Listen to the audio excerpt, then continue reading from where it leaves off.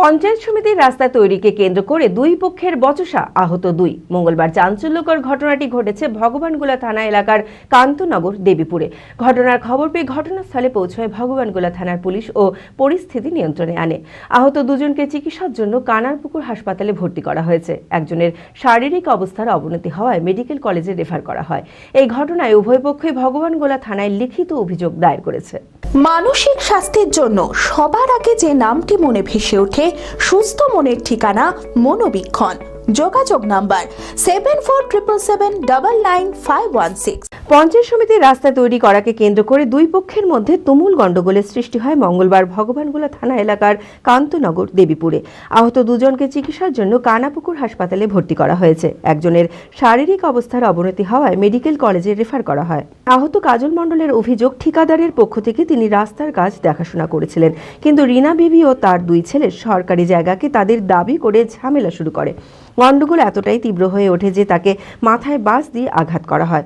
আমরা সকালবেলায় ঢালাই রাস্তা হবে, তার বেড তৈরি হচ্ছে কান্তনগর অঞ্চল দেবীপুর গ্রামে। গিয়ে আমরা দেখভাল করতে গিয়ে রাস্তাটা এক জায়গায় একটু ব্যান্ড হয়ে গেছিল। তা আমরা বললাম যে সাধ্যমতো চেষ্টা করো, যারা কাজ করছিল তাদেরকে বললাম যে ব্যান্ড যেন না হয়, আমার অপরন্ত রাস্তা আছে 26-27 ফুটের রাস্তা, আমি তো 10 ফুটের বেশি নেব না, দুই দিকে ছুটে থাকবে। এই কথা বলার পরে পার্শ্ববর্তী রিনা বিবি এবং তার দুই ছেলে এরা এসে তর্ক বিতর্ক শুরু করে।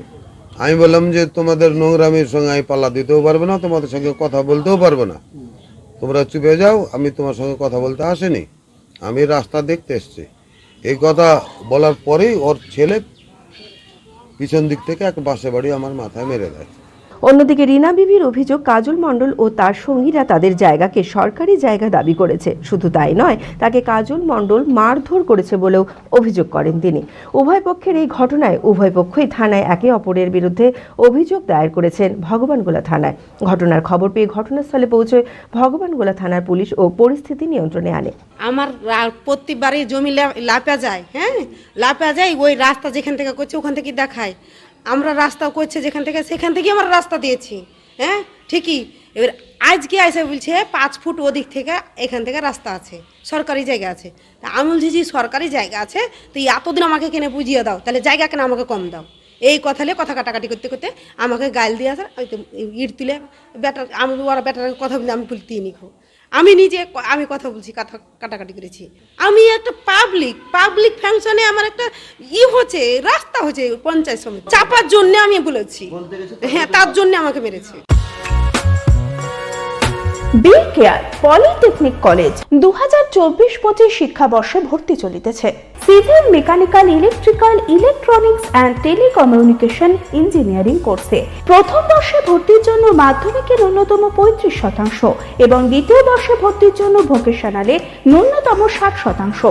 বিজ্ঞান বিভাগে উচ্চ মাধ্যমিক উত্তীর্ণদের দ্বিতীয় বর্ষে সরাসরি ভর্তি চলছে। খুবই অল্প খরচে পড়ার সুবর্ণ সুযোগের সাথে রয়েছে স্কলারশিপের ব্যবস্থাও, রয়েছে বাস পরিষেবা, হোস্টেলে থাকার ব্যবস্থা।